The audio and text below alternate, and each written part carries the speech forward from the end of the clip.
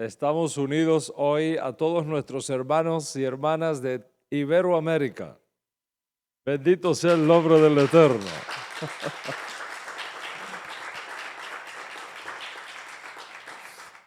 Tenemos hermanos que están unidos a nosotros en el estado de Arizona. Ahí en el desierto de Arizona. En la costa occidental de los Estados Unidos, en California. En el cono sur, Uruguay, Brasil, Paraguay, Chile, Colombia, más al norte, Perú, todo Centroamérica y por supuesto los Estados Unidos y algunos valientes en la zona europea que a esta hora están despiertos, conectados con nosotros para estudiar Torah. Esta noche en la clase de hoy, nada menos que la continuación de la clase pasada sobre claves para comprender el anuario bíblico. Como se dice popularmente, ¿no? El calendario bíblico, las festividades bíblicas que este año, por la cercanía de Rosh Hashanah, estamos haciendo un paréntesis en la serie de características e identidad del Mesías para ir preparándonos para estos días tan especiales que están llegando a nosotros. Yom Teruah, Yom HaKippurim y Sukkot. En la clase pasada hablamos de la tremenda herencia dada a los hijos de Israel, por supuesto, también incluyendo a los justos de las naciones, debido a su conexión con el Mesías de Israel, por cuyos méritos son sacados del olivo silvestre e injertados, según la analogía, la figura que usa el rabino Shaul de Tarso, injertados contra naturaleza en el olivo natural. Hablamos de la diferencia que existe entre la cultura bíblica, por un lado, y las culturas de las naciones, por el otro lado, y explicamos la importancia de discernir qué tomar, qué no tomar, cuando las personas de las naciones abandonan sus ídolos y se convierten de corazón al Dios de Israel, echando mano en ese proceso a los méritos de su majestad Yeshua Mashiach. Estuvimos haciendo también énfasis en el ciclo festivo de la Torah y explicamos cómo no hay elementos dañinos para el alma en esa expresión cultural de la fe de nuestro pueblo. Es decir, cuando entramos en las festividades de la Biblia, tú entras en una zona de seguridad espiritual, en una zona de seguridad teológica, donde puedes disfrutar la riqueza de las bondades del Eterno. Estudiamos también el orden de las fiestas bíblicas, el Shabbat, Pesach, primeros frutos, Shavuot, y las fiestas del verano y el otoño, como son Yom Teruah, Yom HaKippurim y Sukkot. Estudiamos también un poquito la peculiaridad de una fiesta importante, si es que podemos llamarle fiesta, que es Rosh Hodesh, que aunque no tiene categoría de Moed, sí contiene una riqueza importantísima, toda vez que nos marca los novilunios y la manera de llevar la cuenta de los meses del año bíblico.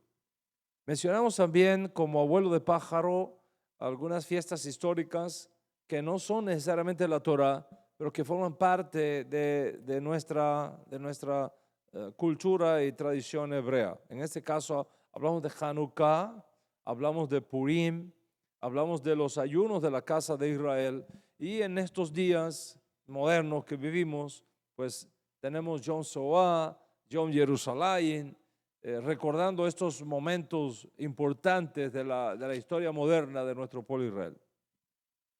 Y también en la clase pasada estudiamos varias claves para entender el anuario de la Torá, el calendario bíblico. ¿Recuerdan la primera clave? Que las fiestas son del Eterno. Las fiestas son del Eterno, no son nuestras, son del Eterno. Y fueron dadas a Israel como herencia. Explicamos la diferencia entre mis fiestas y vuestras fiestas y cómo tenemos que entender eso cuando llegamos, por ejemplo, al Código Real y escuchamos a su majestad hablando de vuestra ley en contraste con la ley de Moisés. Esa fue la primera clave. La segunda clave que estudiamos es que todas las fiestas bíblicas son mesiánicas en su naturaleza, es decir, apuntan al Mesías, hablan del Mesías. Aprendemos muchísimo del Mesías estudiando estas fiestas. Y en ese sentido, mencionamos un texto muy controversial que aparece en el Código Real, la carta de Rabino Shaul a los Colosenses, capítulo 2, versículos 16 y 17. Nadie os juzgue con respecto a comida, bebida, en cuanto a días de fiesta o luna nueva o días de Shabbat, etc. Y explicamos la interpretación no judía de ese texto y la interpretación judía de ese texto, para que podamos entender la sustancia real de lo cual está hablando Rabino Shaul allí. Estudiamos también la tercera clave para comprender el anuario bíblico, que es lunisolar. ¿Okay? Y dimos evidencias de por qué es lunisolar, no lunar, no solar, sino lunisolar. En otras palabras, el anuario bíblico tiene en cuenta al sol y tiene en cuenta a la luna para su enunciado. No es un anuario solar como es el caso del calendario gregoriano, por ejemplo, ni tampoco es lunar como es el caso del calendario islámico, musulmán. ¿Okay? Y explicamos por qué razón no existe tal cosa como Shabbat lunar y la importancia de que la fiesta de Pesaj siempre tiene que caer en la primavera. La fiesta de Pesaj, según ley de la Torah, siempre tiene que caer el mes de Aviv y no en ninguna otra época del año. También te expliqué que al estudiar las fiestas bíblicas tienes que tener en cuenta dos claves. Primero, que la luna nueva nos da el nuevo mes. Y segundo, que la caída del sol es lo que da inicio a un nuevo día en el calendario bíblico. Es decir, el sol nos da el día, nos da la noche, nos da los años. El día comienza a la caída del sol, no antes, no después. Es decir, cuando el sol oscurece, cuando el sol cae, inicia el nuevo día. Y explicamos cómo el primer día de la semana no es el domingo por la mañana, el sábado en la noche, a la caída del sol. Y vimos cómo el conocimiento de estas claves es crítico para que podamos entender y explicar correctamente algunos textos del Código Real o del Nuevo Testamento donde aparece la frase primer día de la semana y que no la puedes interpretar con una mentalidad gregoriana, sino con una mentalidad hebrea, por cuanto estamos enfrente a documentos que tienen una ADN, una sustancia hebrea en su formación. Concluimos recordando que el próximo 2 de octubre del año secular 2016, a la caída del sol, se inicia nada menos que la fiesta de Yom Teruah, la fiesta de hacer sonar el shofar. Lo tengo aquí porque vamos a hablar un poco de esto esta noche, ¿ok? Es la cuarta clave para entender las fiestas bíblicas, el shofar. Y ahí nos quedamos en la clase pasada y eso es lo que con la ayuda del Eterno vamos a comenzar a desarrollar en la clase que nos ocupa en esta ocasión. Les propongo entonces que retomando la temática de claves o códigos para comprender el anuario bíblico, estudiemos en la clase de hoy la cuarta clave, que es el shofar. ¿Ok? La cuarta clave, que es el shofar. ¿Qué te digo? Cuando hablo del shofar, debo contener un poco mis emociones, porque estamos tocando algo aquí que tiene mucho que ver con nuestra historia sefardí. Y debido a su importancia, voy a compartir con ustedes lo que fue noticia hace algún tiempo atrás, pero que la mayoría de la gente, por esas cosas de la vida, no le prestó mucha atención. Hace unos años atrás, cuando todavía era Su Majestad Juan Carlos, rey de España, se invitó al gran rabino de Israel, el Rav Jonah Menzger, para que hiciera una visita a España en conmemoración del 800 aniversario de la muerte de Maimónides, ese gran judío sefardí cordobés que nace en España para el año 1135 y que muere más tarde en el siglo, principio del siglo XIII, 1204. Durante la ceremonia, el Rav Menzger ofreció al rey de España un magnífico shofar, un extraordinario shofar. Ese shofar que se le ofreció a su majestad el rey Juan Carlos era largo, encorvado, así como, no exactamente así como este, ¿ok? Pero estaba engastado en plata y en oro, con el sello de la corona real grabada en el shofar. Imagínate el valor que tiene ese shofar. El rey Juan Carlos lo tomó en su mano y lo examinó durante largo tiempo. Estuvo varios minutos mirando aquello, los detalles, mientras que el Rav Menzger hablaba en hebreo y el embajador de Israel en España estaba traduciéndole al rey. Entonces Juan Carlos, después de mirar, su majestad el rey Juan Carlos, después de estar mirando el shofar, le pregunta al Rav, ¿esto viene de África? Y por supuesto la respuesta del Rav fue, no, su majestad, esto viene de la tierra de Israel. Y cada vez más perplejo, el rey le preguntó si aquel objeto se podía usar en las corridas de toro. Y el rey escucha de los pacientes labios de un hijo de Gilel de Babilonia la explicación cortés de que el judaísmo impedía, estaba en contra de hacer sufrir a los animales. Y entonces, ¿de qué sirve esto? Le pregunta el rey. Entonces, ¿de qué sirve esto?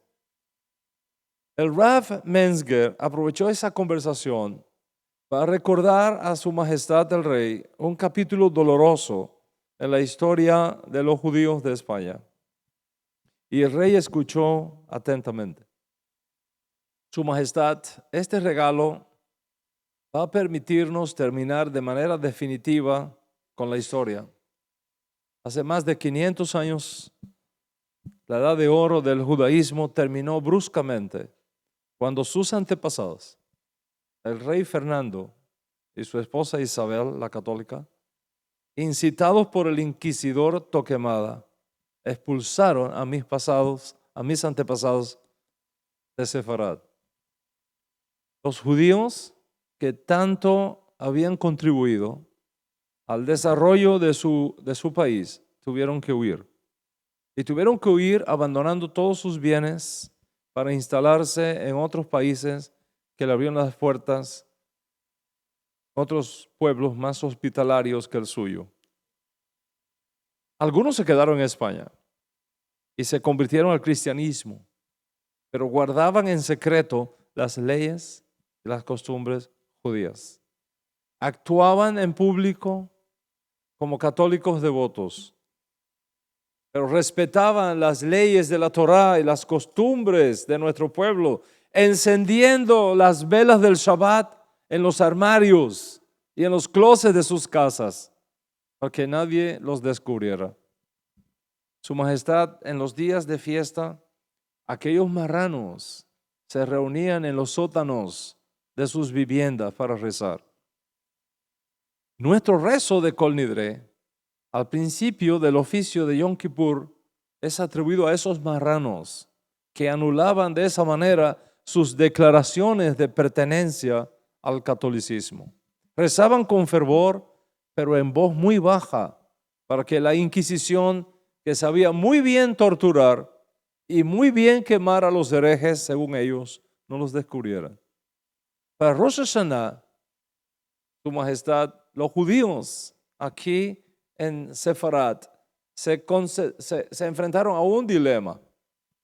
Podían rezar en voz baja, pero ¿cómo van a hacer sonar el shofar? Rosh Hashanah consiste en hacer sonar el shofar. ¿Cómo hacer sonar el shofar? Es necesario hacer sonar el shofar en Rosh Hashanah, porque Yom Teruah es el día de hacer sonar el shofar.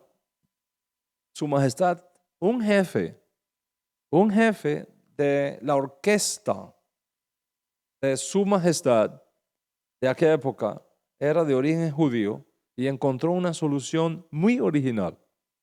Le propuso al rey organizar un concierto gratis para presentar diversos instrumentos musicales de viento venidos de todos los países y de todas las épocas. El rey Fernando, que adoraba la música, quedó encantado. Y el jefe de la orquesta propuso para el concierto Rosh Hashanah. El rey, la reina, los ministros, los cortesanos se dieron cita en el teatro de la monarquía y se sentaron en primera fila. Los demás de ahí en adelante. Y arriba, bien lejos, los marranos. Los músicos presentaron diferentes instrumentos musicales, desde la sencilla flautilla del pastor hasta las trompetas del soldado en la guerra. En ese momento, Su Majestad, continuaba diciendo el Rav, el jefe de orquesta de origen judío propuso soplar él mismo el cuerno de carnero venido de Marruecos, que presentó como un antiguo de los más antiguos instrumentos de viento conocido por la humanidad. El rey y la reina se interesaron por aquella curiosidad. Contemplaron incluso el instrumento. El maestro se lo llevó lentamente a la boca, como para dar tiempo a que pasara algo. Efectivamente, ese tiempo que lo sostuvo en los labios sin tocarlo fue el que necesitaban los marranos para hacer dos bendiciones que hay que hacer antes de tocar el shofar. Bendito eres tú, Señor, Rey del universo, que nos ha santificado con sus mandamientos y nos ha ordenado escuchar el shofar. Y Sheheyanu, bendito seas tú, Señor nuestro Dios, Rey del universo, que nos has hecho vivir, nos has mantenido, nos has hecho llegar a esta época. El jefe de orquesta sopló el shofar como lo exige la halajá y todos los espectadores callaron. Estuvo muy aplaudido. Hoy, Su Majestad, prosiguió el Rav Menzger, nos volvemos a encontrar, usted y yo, 500 años más tarde, pero de forma amistosa. Como gran rabino de Israel, me siento muy feliz de volver a España.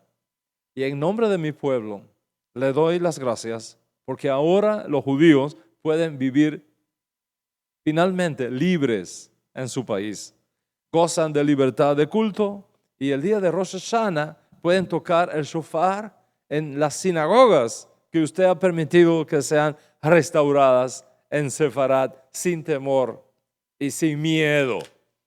Gracias a Dios, hoy yo le puedo ofrecer a usted este shofar sin esconderme, porque usted es un rey que ama la democracia.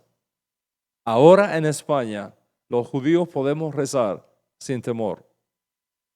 Aceptando el shofar, Su Majestad, el rey Juan Carlos, le dijo: Señor gran rabino, he recibido muchos regalos y muchos trofeos de muchos hombres de Estado en el mundo entero. Pero este regalo este regalo que usted me está haciendo tiene un significado histórico tan profundo que le agradezco que me haya entregado este shofar y contado esta historia. El Rav Metzger declaró al rey que quería darle una bendición, porque es la costumbre en nuestro pueblo orar por aquellos que están en eminencia. Así que los dos se pusieron de pie y el Rav Metzger cerró los ojos, levantó las manos, la puso sobre la cabeza del rey y dijo la verajá arónica con una fuerza y con una energía impresionante. Cuando terminó de orar, abrió los ojos y vio que el rey estaba llorando sin disimularlo. ¿Por qué lloraba su majestad, el rey de España? Después supimos la historia. La madre de Fernando I, rey que firmó la expulsión de los judíos de España en 1492 y que dejó la Inquisición instalarse durante siglos en España y en las regiones donde España dominaba, era judía. Se llamaba Juana Enríquez y su madre era Paloma Bat Gedalía.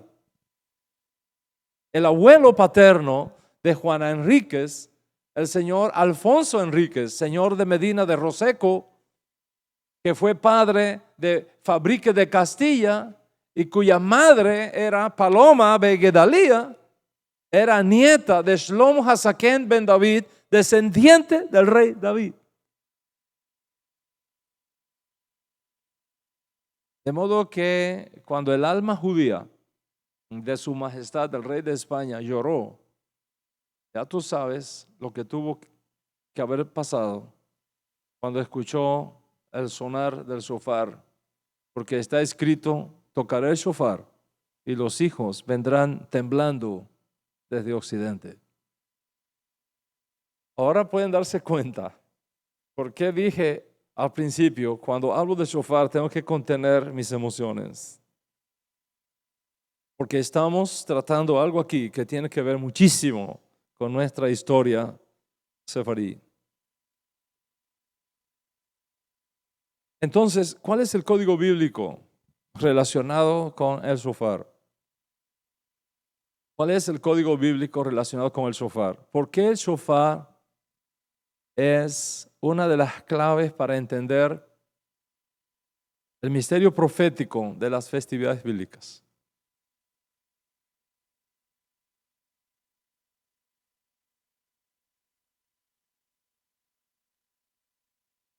Todo parece indicar que el origen del shofar es muy antiguo y se remonta, según nuestra tradición judía, al sacrificio inconcluso de Isaac. La idea es que cuando el ángel del Señor le habla a Abraham para abortar el sacrificio de Isaac, nos dice la escritura que Abraham vio un carnero enredado sus cuernos en un herbazal y entonces lo usó como sacrificio. Y de ahí surge la idea de que se toca el shofar en Rosh Hashanah como un shofar curvo en memoria del carnero que tomó a Abraham en lugar de Isaac, su hijo. El shofar se tocaba en el templo, en los grandes protocolos especiales. Normalmente 2 levitas, lado a lado, juntamente con trompetas de plata, tocaban el shofar. Eso se desprende del Salmo 98, donde está escrito que con ambas cosas se debe adorar delante del Señor, con trompetas y con sonido de shofar. Así que en el Israel antiguo se usaban estos 2 instrumentos de viento, el shofar y las trompetas de plata. Dice la Torá que Hashem le ordenó a Moshe Rabenu, a Moisés, nuestro maestro, construir 2 trompetas de plata para convocar al pueblo. De hecho, en este libro de números que estamos estudiando cada día de Shabbat, está el mandamiento dado a Moshe Rabenu de construir 2 trompetas de plata. En relación con Rosh Hashanah, que es la primera fiesta del verano y el otoño que viene en el horizonte, el único mandamiento conocido es hacer sonar el shofar. En otras palabras, si no escuchas el sonido del shofar en Rosh Hashanah, no has guardado Rosh Hashanah. Todo lo demás es cosmético sagrado. La esencia de Rosh Hashanah, la esencia de Yom Teruah es escuchar el sonido del shofar. Y lógicamente, para escuchar el sonido del shofar hay que tocar el shofar. Cualquier cuerno es válido para tocar el shofar, excepto estos, los que provienen de toro o de vaca. No se puede tocar, no se pueden usar. ¿Okay? Tampoco si proceden de antílopes o ciervos. No se pueden tocar, no son kosher. El resto se puede usar. Siempre y cuando procede, por supuesto, de animales que son kosher. Además, no se toca bovinos, porque el becerro de oro que construyó nuestro pueblo Israel es una imagen de un bovino.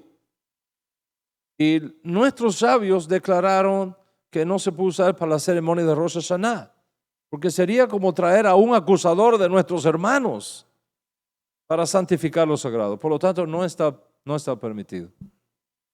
Por supuesto, el shofar y la trompeta bíblica se usaban para diferentes ocasiones. Los ayunos públicos se anunciaban con el sonido del shofar. Las festividades se anunciaban con el sonido del shofar.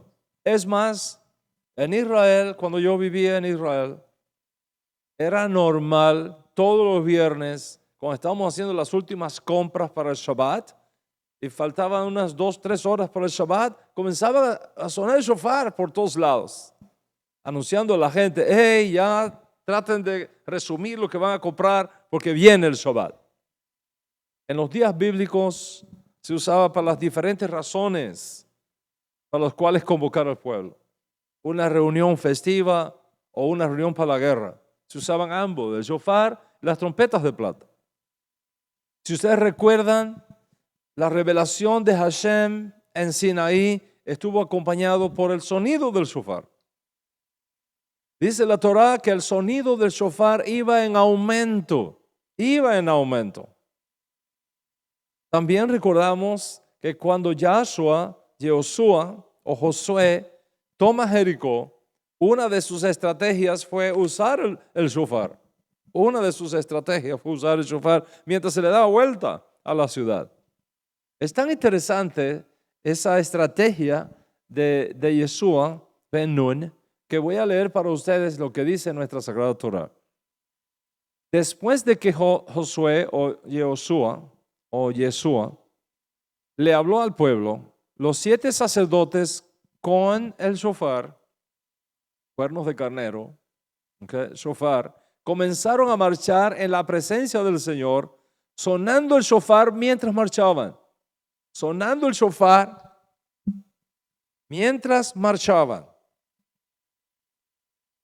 Y el arca del Señor los seguía.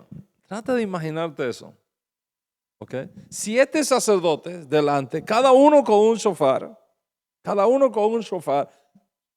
tocando el shofar, haciendo sonar el shofar, y el arca del pacto detrás, cargada por los levitas, que eran responsables de eso. Dice la Torá: algunos de los hombres armados marchaban delante de los sacerdotes que llevaban el shofar, sonando sus cuernos. Ahora, imagínate, un ejército delante, 7 sacerdotes con shofarim o shofarot en sus manos tocándolo, el arca detrás. No griten, dijo Yeshua, ni siquiera hablen. Que no salga ni una sola palabra de ninguno de ustedes hasta que yo les diga griten. Entonces, cuando yo les diga griten, griten. Así que ese día Llevaron el arca del Señor alrededor de la ciudad solo una vez y luego todos regresaron para pasar la noche en el campamento. ¿Te imaginas? ¿Qué pensarían los de Jericó cuando vieron aquello? Estos tipos están locos. Ellos pensaban que iban a asaltar las murallas, ¿no? Dieron vuelta, sonando aquella cosa y se fueron para su casa. Josué, Yeshua, se levantó temprano a la mañana siguiente y una vez más los sacerdotes cargaron el arca del Señor. Los 7 sacerdotes marcharon delante del arca del Señor sonando los shofarot. Los hombres armados marcharon delante de los sacerdotes, marcharon delante del arca del Señor sonando los shofarot. Los hombres armados marcharon delante de los sacerdotes que llevaban los cuernos y detrás el arca del Señor. La misma estrategia. Durante todo ese tiempo, los sacerdotes no dejaron de sonar el shofar. ¿Te imaginas? Oiga, hay que tener los labios, hay que ponerse ahí a tocar, se le aflojan a uno los labios. A los sacerdotes aquellos no se le aflojaron los labios. Todo el tiempo tocando el shofar. Ese segundo día volvieron a marchar alrededor de la ciudad solo una vez, regresaron al campamento. Hicieron lo mismo durante 6 días seguidos. Esto fue una estrategia psicológica. Yo me imagino que a esta altura toda la gente de Jericó estaría loca. Dice, ya, ¿qué pasó ahora? ¿Qué están haciendo aquí? El 7º día, los hijos de Israel se levantaron al amanecer y marcharon alrededor de la ciudad como lo habían hecho los días previos. Pero esta vez dieron 7 vueltas a la ciudad. Así que las veces previas, una sola vuelta. Ahora le dieron 7 vueltas a la ciudad. En la 7ª vuelta, mientras los sacerdotes daban el toque prolongado del shofar, Yeshua les ordenó a los israelitas, griten, porque el Señor nos ha entregado la ciudad. Griten. Jericó y todo lo que hay en la ciudad deben ser destruidos por completo como una ofrenda al Señor. Solo se le va a perdonar la vida a Rahab, la prostituta, y a los que se encuentren en su casa, porque ella protegió a nuestros espías. Pues fue un pacto que hizo Joshua y Caleb con esta mujer que protegió a los espías. No se queden con ninguna cosa que está destinada para ser destruida, porque de lo contrario, ustedes mismos serán destruidos por completo y traerán desgracia al campamento de Israel. Todo lo que esté hecho de plata, de oro, de bronce, de hierro, pertenece al Señor y por eso es sagrado, así que colócalo en el tesoro del Señor. Cuando el pueblo oyó el sonido de los shofarot, gritó con todas sus fuerzas. Oiga, ni un juego de las estrellas donde esté jugando el mejor equipo de béisbol del mundo, que es el New York Yankees, en un estadio donde hay 60, 70 mil personas gritando, no hay Maracaná que se compare con el grito de todo este ejército, de todo este pueblo en ese momento allí. Cuando el pueblo oyó el sonido de los shofarot, gritaron con todas sus fuerzas y los muros de Jericó se derrumbaron. ¿Te imaginas? Y los israelitas fueron directo al ataque a la ciudad y la tomaron. Espectacular. Como ves, el shofar está ligado a nuestra historia. Totalmente a nuestra historia. En Sefarat, los antiguos rabinos enseñaban que el sonido de shofar es como el grito del alma de un niño. A ver si Villarreal se inspira en esa imagen. Y un día de eso hace un cuadro del shofar. El sonido del shofar es, dicen los rabinos de Sefarat, es como el grito de un niño, como el llanto de un infante, como las lágrimas suplicantes de un niño en peligro que corre hacia los brazos de su padre. El flamenco preserva ese sentimiento. La música flamenca preserva ese sentimiento. Me gusta muchísimo la música flamenca. Cada vez que voy a España, procuro ir a un concierto de música flamenca. Porque tiene ese toque escondido, ese toque especial de la emoción que mejor nos ayuda a entender el sentimiento judío ligado al shofar. Entonces, ¿cuál es el código del shofar para comprender las fiestas bíblicas? Especialmente Rosh Hashanah, que es Yom Teruah, que es día de hacer sonar el shofar. Veamos el primer código del shofar. La primera cosa es que este shofar está ligada a la revelación de Mashiach ben David.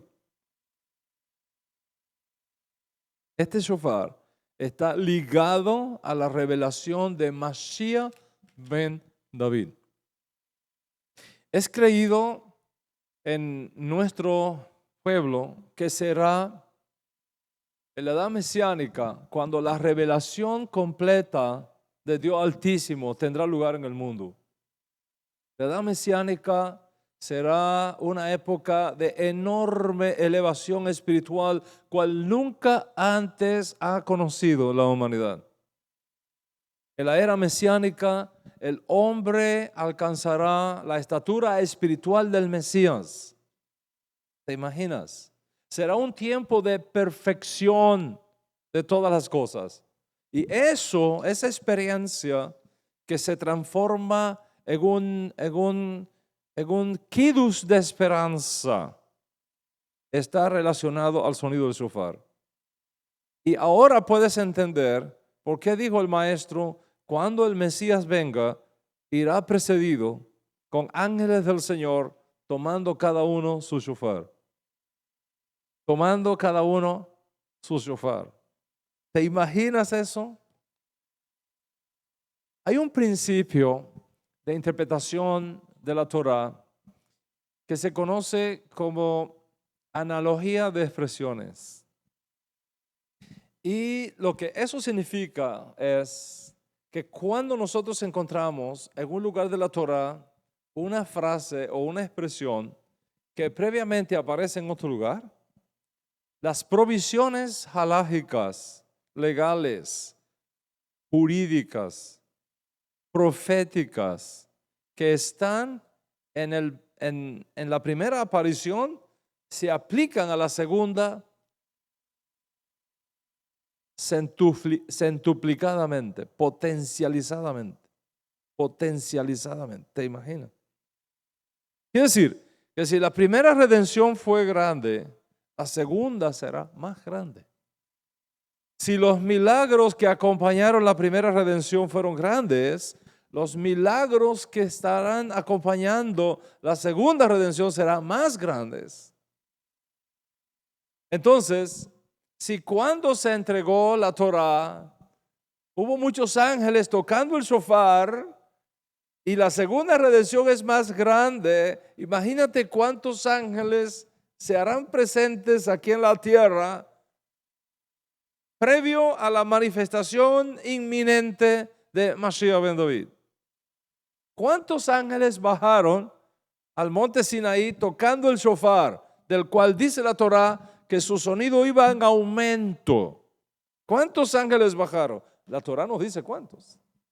Les voy a leer cuántos. En Devarim, Deuteronomio, capítulo 33, verso 2 dice: el Señor vino del Sinaí y les esclareció desde Seir, resplandeció desde el monte Parán y vino de en medio de 10 millares de ángeles.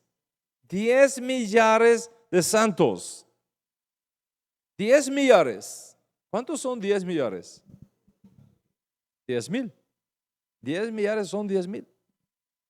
Sin embargo, el Salmo 68, que nos da una alusión a la cantidad de ángeles que van a acompañar a la entrega de Mashiach ben David por parte de Hashem a nuestro pueblo, El Salmo 68, verso 17 dice, los carros de Dios son miríadas, millares y millares.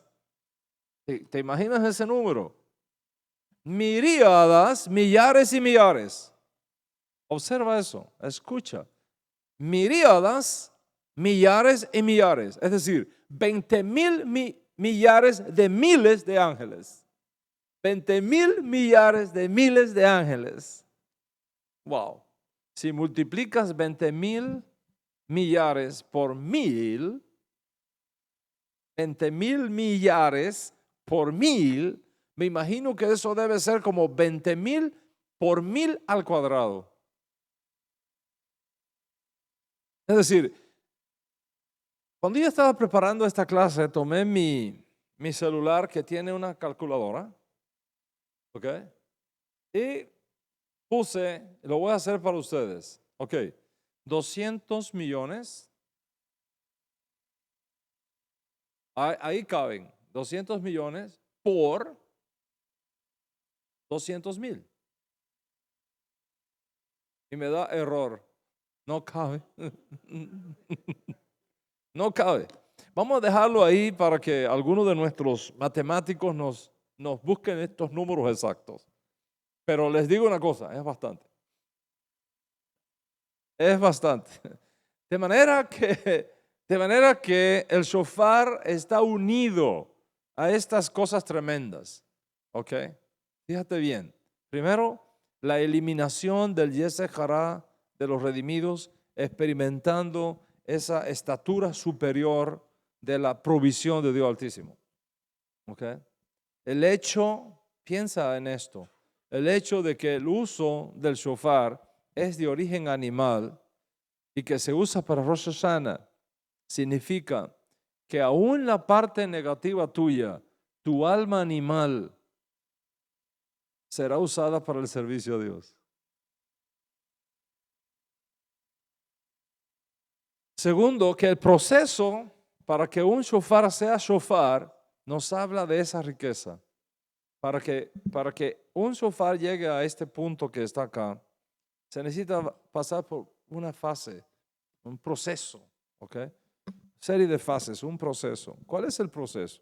Los que conocen de la técnica de traer un shofar a este nivel que tenemos aquí, por ejemplo, nos dicen que las fases de ese proceso son, primero, elección del shofar bruto correcto. ¿Ok?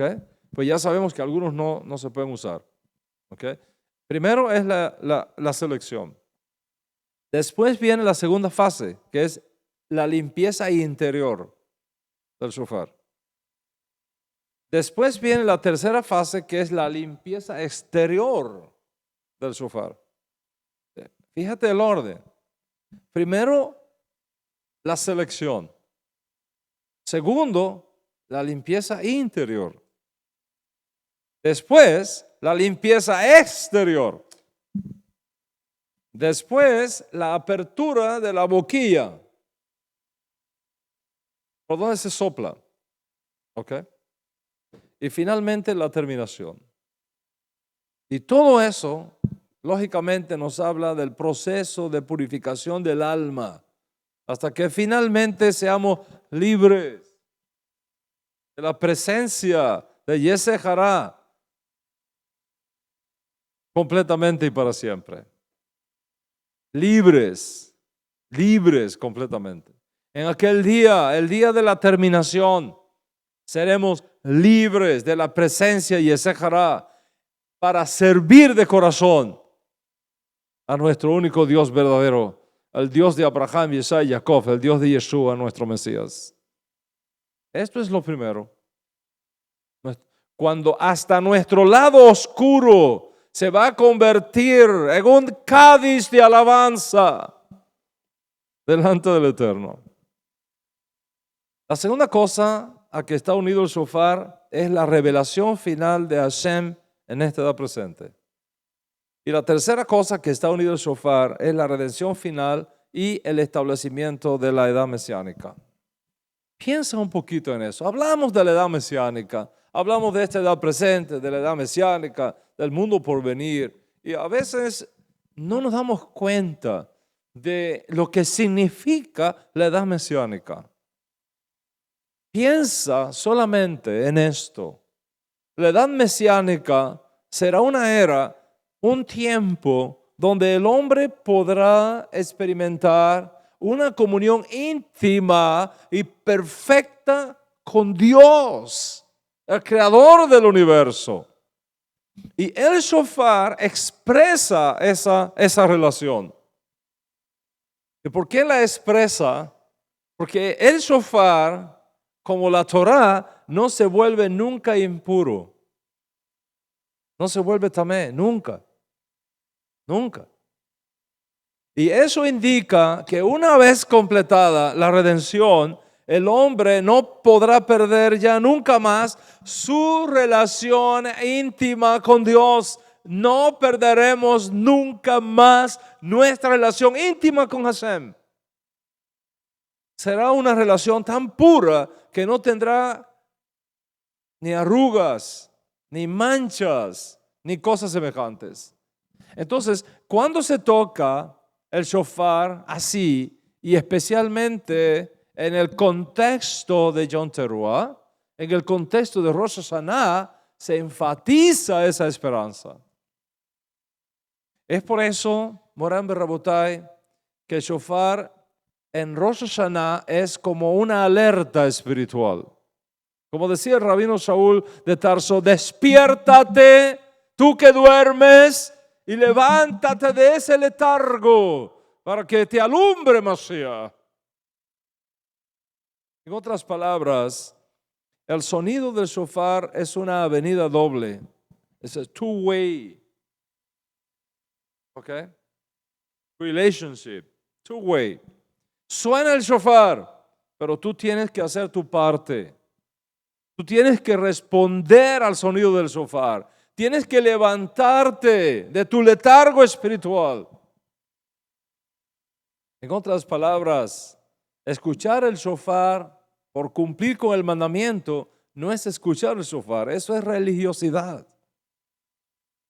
Hay mucha gente que escucha el shofar por religiosidad, porque es la costumbre.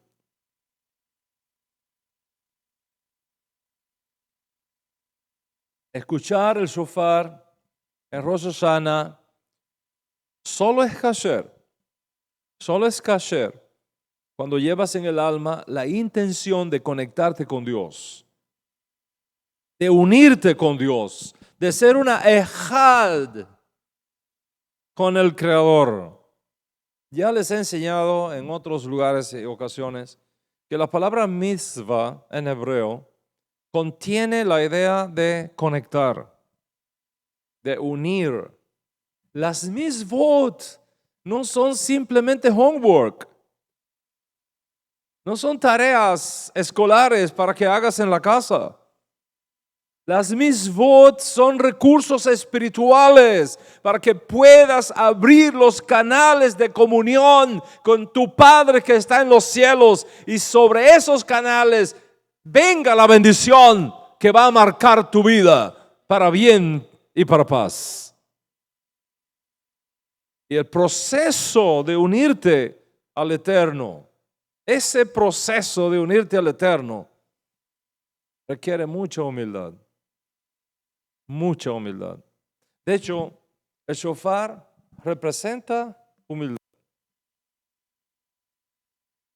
Les voy a decir algo interesante sobre el shofar. No podemos adornar el shofar ni con oro ni con plata para usarlo en las festividades. Ese shofar que le regalaron al rey de España es simplemente como un memorial, pero no es kosher. No es kasher para usarlo en Rosh Hashanah o en alguna festividad, porque está envuelto en oro y en plata. No es kasher un shofar envuelto en oro y en plata para tocar en las festividades. Un shofar que se vende revestido de plata o oro son buenos para exhibición, son muy bonitos para regalos, para practicar en la casa, pero no son kasher para usarlo en Rosh Hashanah. Y la idea es, ¿cuál es la idea? ¿Por qué no? Esta es la idea, este es el principio y este es el valor.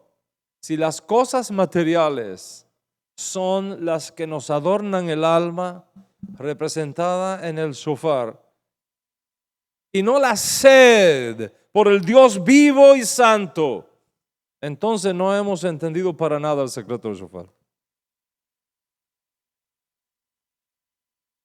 Pero si entendemos que solo con un espíritu humilde podemos acercarnos al Dios Altísimo, comprenderemos por qué el shofar tiene la forma que tiene. Si tú observas, es muy pequeño acá, pero cada vez se va haciendo más grande, más grande, más grande y más grande. ¿Lo ves? Comienza pequeño, mira el ancho que tiene aquí, pero mira el ancho que tiene acá. Empieza muy pequeño acá, pero se va ampliando. Si tu acercamiento a Hashem es la humildad, y es con humildad, no con soberbia, no con jactancia, no con legalismo, con humildad, tu final será glorioso, como el shofar, como el nombre de Israel, que comienza con la letra hebrea más pequeña que existe en el Aleph-Bet, la Yod, pero termina con la letra más grande que tiene el Aleph-Bet, la Lamed. Como está escrito que Dios resiste a los soberbios, pero le abre el corazón a los humildes. Como está escrito que Hashem rechaza y aborrece la arrogancia de Jacob, pero está cerca de los humildes de espíritu. Pues como dijo el Ribi, de gente como ellos pertenece el reino de los cielos, la edad mesiánica. Cuando entendemos todas estas claves, cuando entendemos todos estos códigos, nos damos cuenta cuán importantes son las festividades. Y especialmente esta próxima, que ya la vemos venir en el horizonte, Rosh Hashanah, Yom Teruah 5777, que en este año secular, repito, se inicia a la caída del sol del domingo 2 de octubre del 2016. ¿Cuántos están conmigo hasta acá? Muy bien. Sin embargo, el shofar tiene 3 códigos proféticos más que tienes que conocer. Solo que mi tiempo ahora ha terminado y lo estudiaremos en la próxima clase. Que el eterno Dios de Israel les bendiga a ustedes que están acá y a ustedes que están acompañándonos online. Shalom, shalom, leitrot. Hasta la próxima.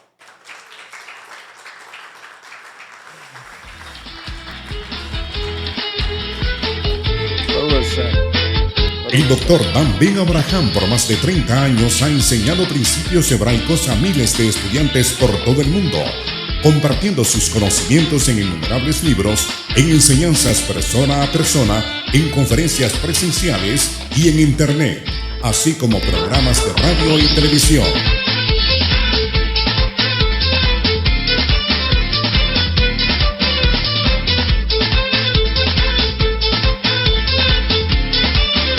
Usted puede acceder a todo este material en www.toradiario.org.